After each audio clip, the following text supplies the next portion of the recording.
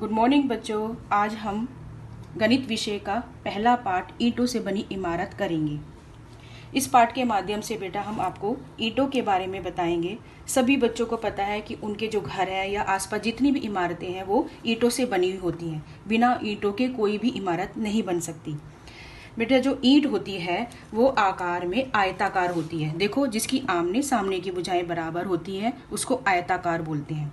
तो जो ईंट होती है वो आकार में आयताकार होती है और ईंट जो होती है उसकी 6 सतह होती हैं। सतह क्या होती है बेटा? एक सतह इसकी येरी, एक इसके पीछे वाली 2, एक इसके ऊपर वाली 3, एक नीचे वाली 4 और एक दाएं और एक ये बाएं। तो ये इसकी 6 सतह हो गई है ईंट की।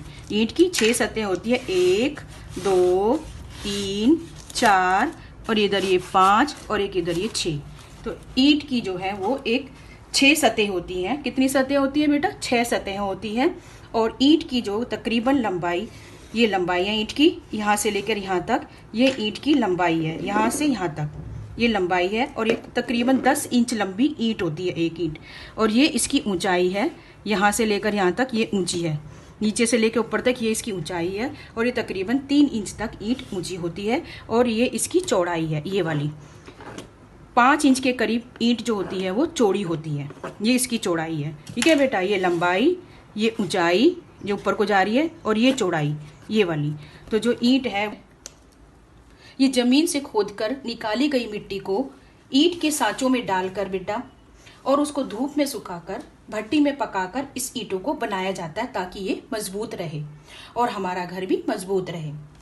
जैनब और मुनिया अपने अपने खेल रहे थे बेटा और उन्होंने ईंटों से ही खेल रहे थे और उन्होंने अपनी जो है वो दीवार बनाई। जैनब ने इस तरीके की आकार बनाई और मुनिया ने इस तरीके की आकार की अपनी दीवार बनाई। जैनब की दीवार ज्यादा मजबूत होगी बेटा, क्योंकि जैनब की दीवार पर सबसे ऊपर कम भार है, फिर उससे कम भार है, फिर नीचे ज्यादा है। मुनिया की दीवार मजबूत नहीं होगी क्योंकि जो मुनिया की जो दीवार है वो एक समान बनी हुई है, उसका भार ऊपर से लेके नीचे तक एक बराबर है। बेटा आपने भी देखा होगा कि आपके घरों में जब मिस्त्री घर बनाते हैं तो वो इस तरीके की दीवार बनाते हैं जैसे कि जैनब ने बनाई है। पहले ज्यादा, फिर उससे कम, फिर उससे कम, इस तरीके की दीवार मजबूत होती है और इस तरीके की दीवार जो है वो मजबूत नहीं होती है।